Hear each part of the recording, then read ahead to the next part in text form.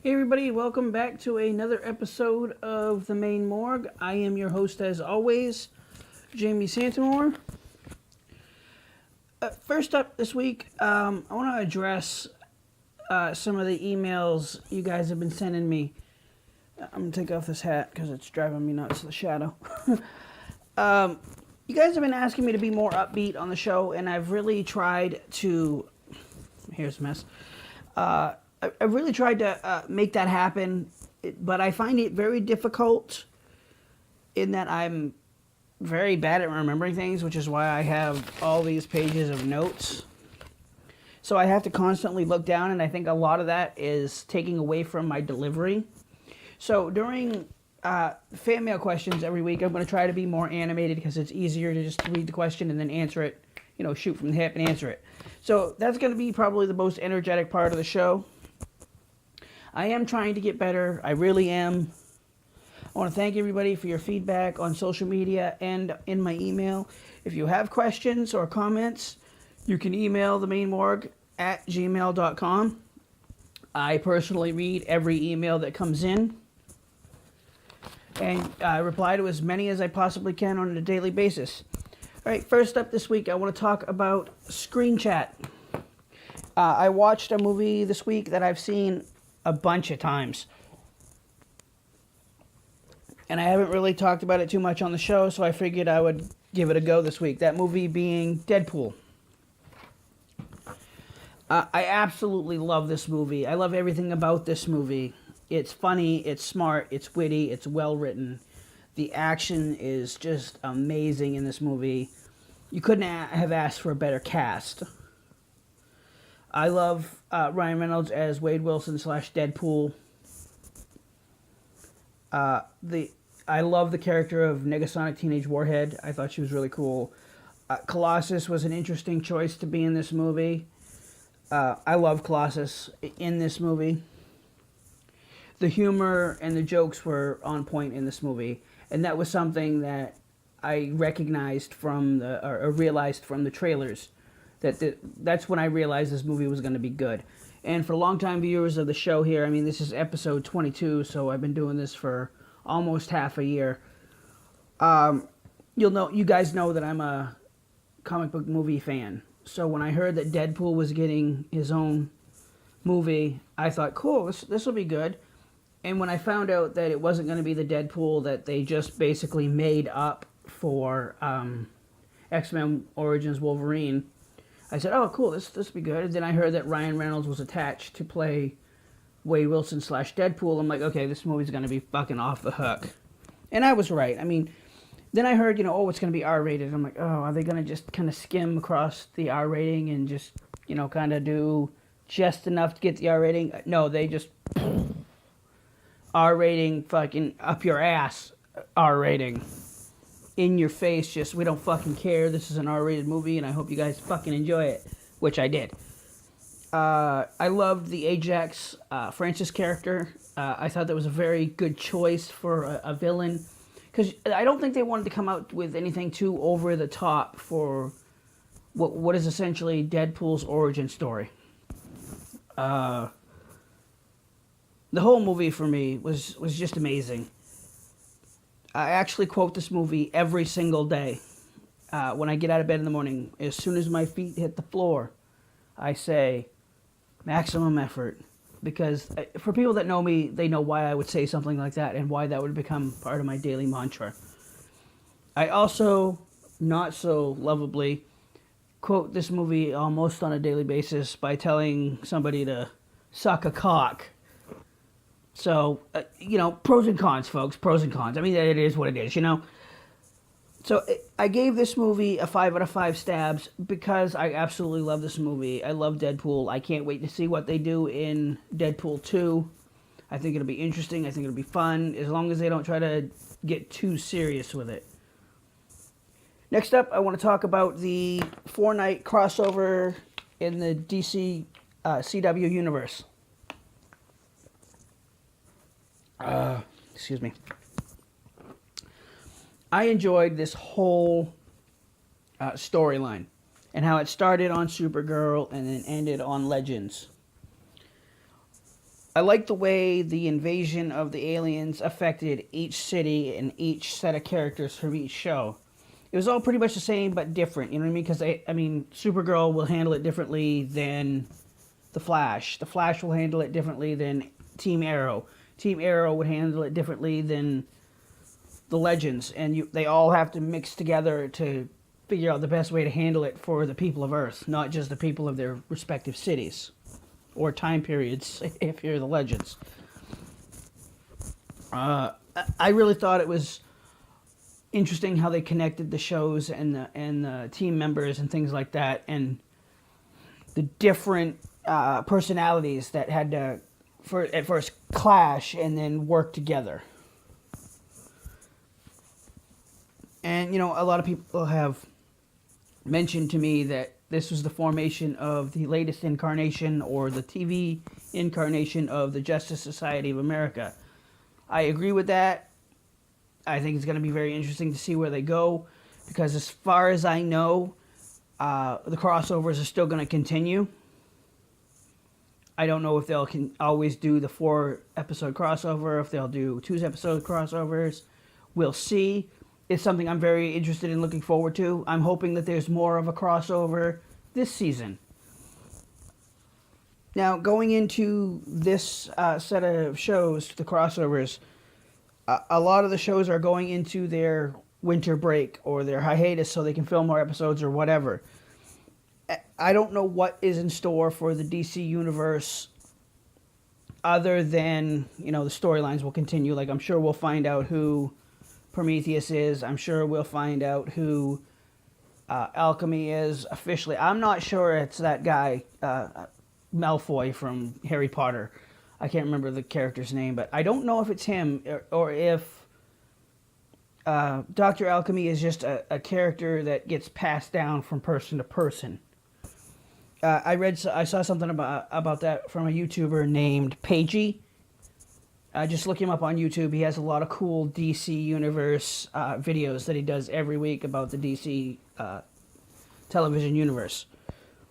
So I'm very interested to see what happens on the second half of each season, and hopefully there's more crossovers, but you know, there's no guarantee. I'm really looking forward to seeing Arrow, which, by the way, was my favorite episode of the crossover, because I thought it was really cool that in this dream world that you got to see what Oliver Queen's life would have been like had he never gotten on the Queen's Gambit that day and had he never become the Arrow. I thought that was just like the best show of the crossover. I liked the whole experience, but of course I'm a huge Arrow fan, so Arrow was my favorite part, which is weird because I was always a Flash fan when I was a kid because I was a fast runner. Anyways, moving on to a couple other TV shows. Secrets and Lies wrapped up last night. Actually, it's very early on Tuesday morning, so on Sunday night. This show was awesome this season. I thought it was way better than its freshman run last year. An amazing cast, brilliant story, very, very well written scripts, excuse me. The finale last night was, oh my god, fucking brilliant. Twists and turns leading up through the whole, going through the whole 2 hours, and you're like, wow, what the fuck will happen next? And then the reveal of who killed the wife at the beginning of the show, at the beginning of the season, was like, wow, I never thought it could have been that person. And I'm not going to spoil it because I know, people still watch that show, people DVR'd that show. I actually didn't watch it until this Monday morning. And I thought the cliffhanger at the end was fucking brilliant. Now I want to see Season 3. Hopefully there is one. ABC, make that fucking shit happen. I want to know what they're going to do with Season 3. Be very interesting. And lastly, in Screen Chat this week, I want to talk about Once Upon a Time. And this will, I'm sure, get me a lot of hate and a lot of angry emails, but fuck it, I don't care. I love Once Upon a Time. This is another show that just gets better and better and better every season. And the mid-season winter finale was no different.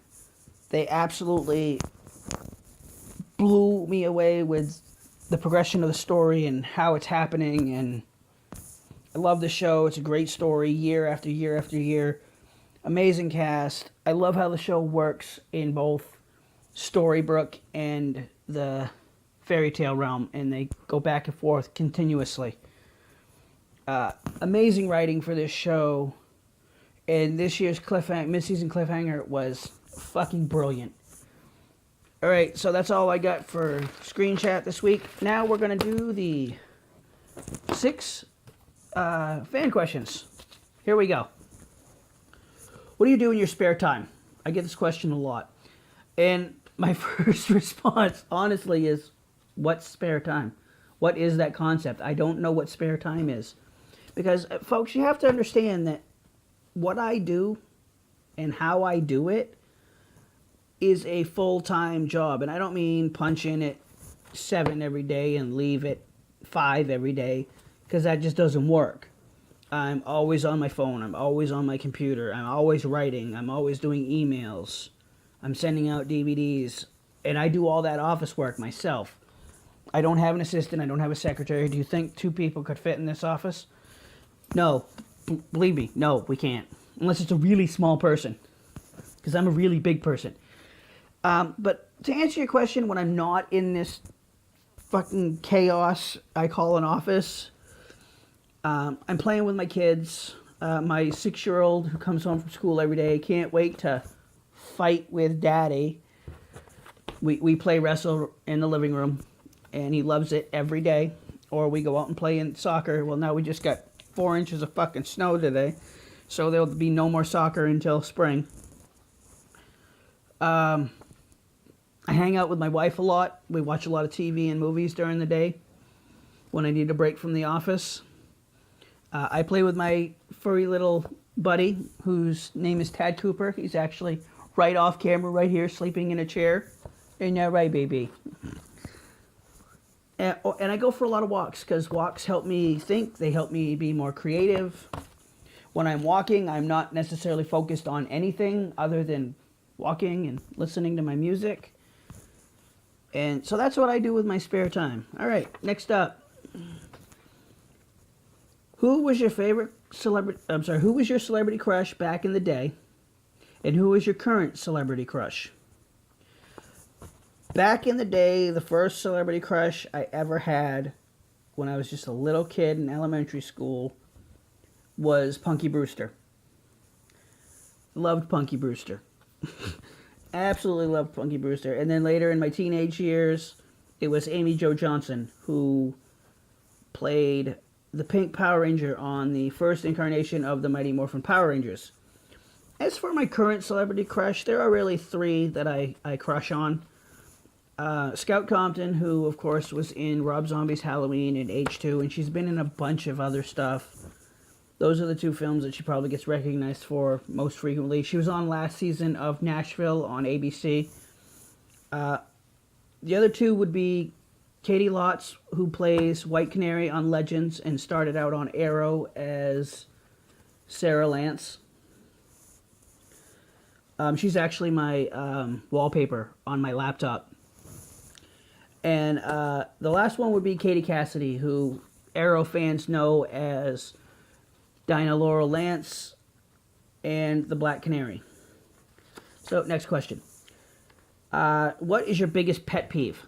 This one is very easy. Being late and other people being late. If I have to go to a doctor's appointment, I'm there a half hour early. Whether it's for me or for my kids, I'm always there early.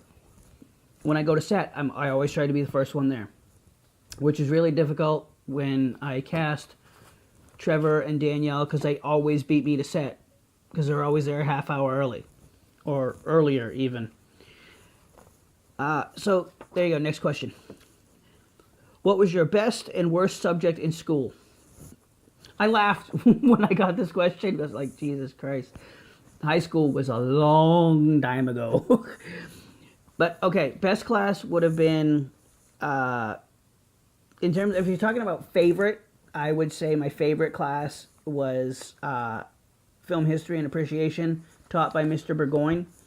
It was definitely one of the reasons I started writing and wanted to make films, because that class taught me how to watch movies differently than just about everybody else in a theater or even sitting at home.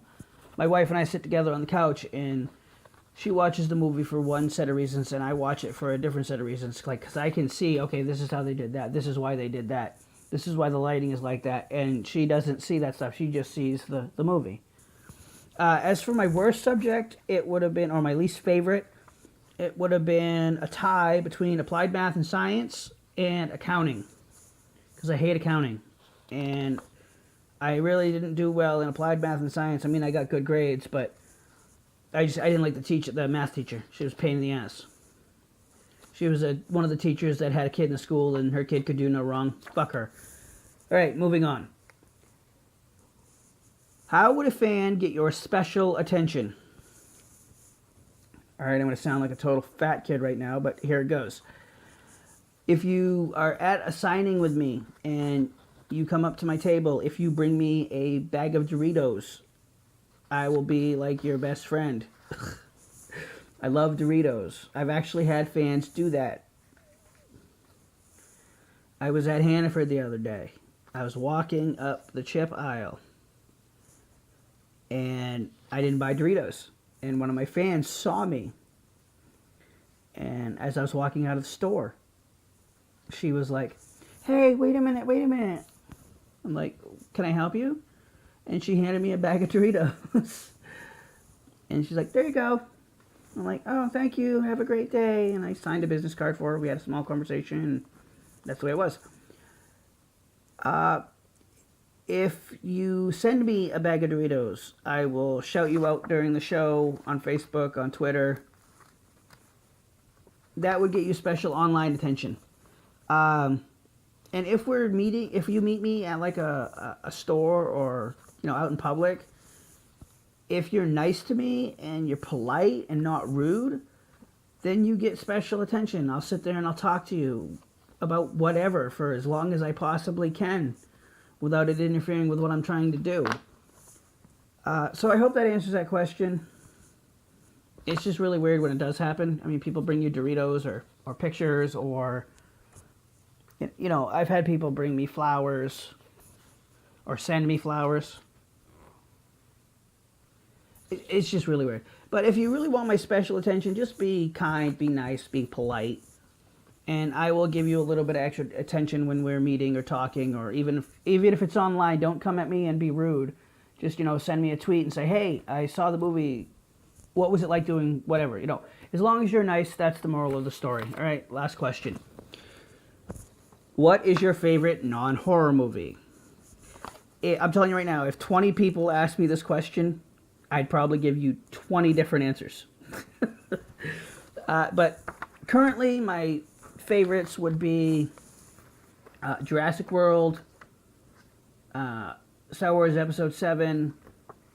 As for some older movies, I would have to say I Love You, Beth Cooper, and It's Kind of a Funny Story, because I love Emma Roberts and I love Hayden Panettiere. All right, next up. Another thing I'm often asked is, what is my favorite or best part of my job?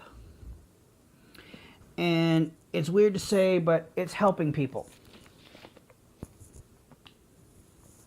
What I mean by that is helping people achieve their goals of being in movies or working on a movie.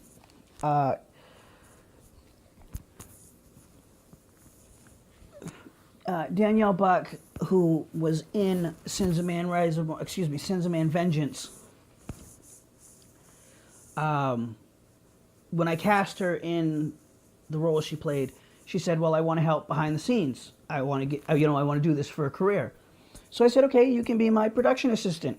Whenever you're not on set shooting, you can help me behind the scenes." And this girl did everything. She made blood. She made blood. She ran the clapper for me. She made production notes so we knew which takes of each scene worked best. She did a lot of stuff behind the scenes, and she was there almost every week. But helping people, really getting the right people for the right jobs on set is very important, but it's also very rewarding because, I'll give you another example. Bridget Keith, who is, she plays JJ in the Sins of Man trilogy. She's smart, she's funny, she's cool, and she can really play this small, fragile, just wallflower type character, and you swear to God she's not acting, but she really is. She can really put herself into that character and build upon it from the first movie to the second movie. I can't wait to see what she does in Sins of Man 3 Tribulation. But I really enjoy helping these people realize their dreams of being in a feature film.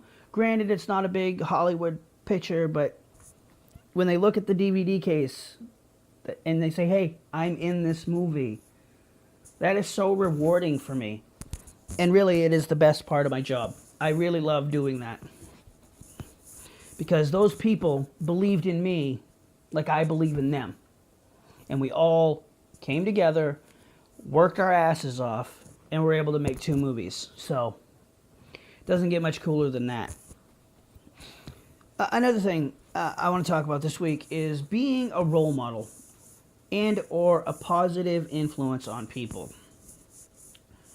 And you know, I struggle with the term role model because I don't see myself as a role model. Other people might. Other people might say, hey, that guy's a role model. He helped me do ABC or whatever.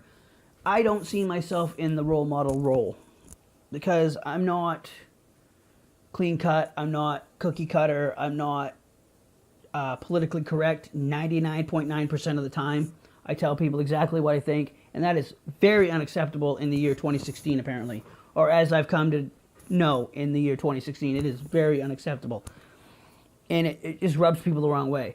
So I don't think myself as a role model. Some people say, hey, I like you for that. And a lot of people say, well, that's why I don't like you. So another thing is I swear like a fucking pirate married a truck driver. So, you know, that's a knock against my role modelhood, I guess, or role modelship. I don't even know what the word would be. You know, and don't get me wrong, I do my best to raise my 3 kids so they'll be productive members of society and polite and kind and giving and mature when they get older. And I think that's one of the major reasons I do the community lunch program here in the town of Bridgeton for my community through the community center and the Opportunity Alliance.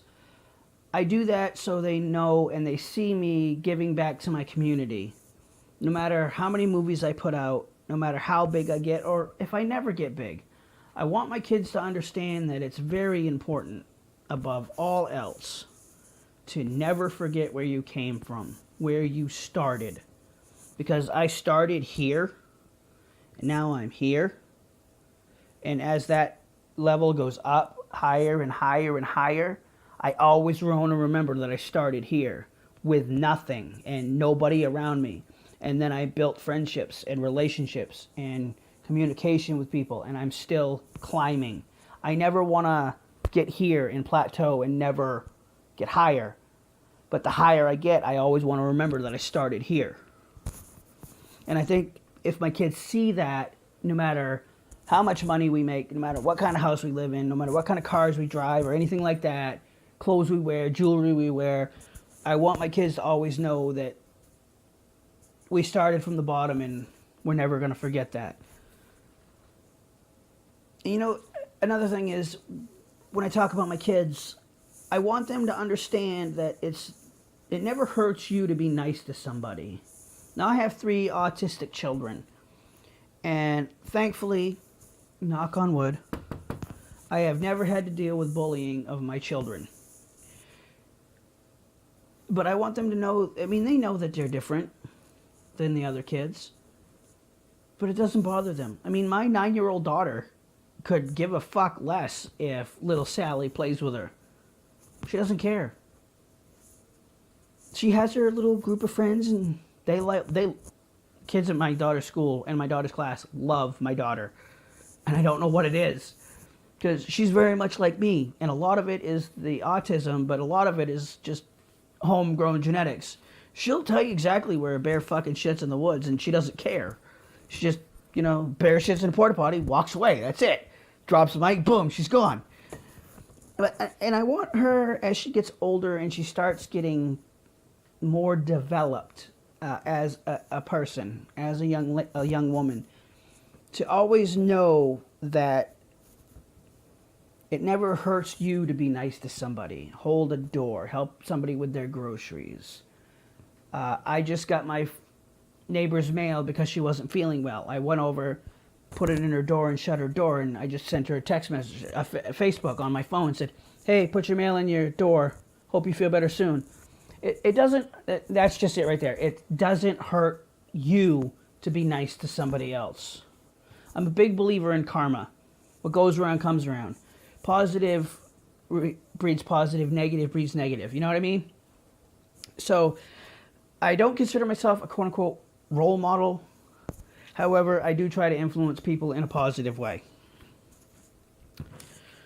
All right, what else do I got? Oh, well, that's it. Alrighty then, that's all I got this week. Everybody, I just want to say thank you to you guys for watching the show, for tuning in every week. I'm doing 3 shows a week now, or no, 2. 2? Yeah, 2. I was thinking about adding a third one. I do 3 shows a month, but it's, one's the Maine Morgue, one is the horror pack indie movie review, and the other one is the once a month horror pack unboxing. Oh yeah, somebody else this week asked me if I do any other monthly subscription box. Sadly, I do not. I actually enjoy getting the horror pack because it's fun. I'm a huge movie buff. I love to collect movies, and it's been that way since Christ I can remember. Since I had my first job, I would go down to the video store and they would have titles for sale, and I'd buy as many as I could with each paycheck. It used to drive my mom nuts. But no, I don't do any other subscription boxes, but if I do start picking some of them up, I will do unboxing videos.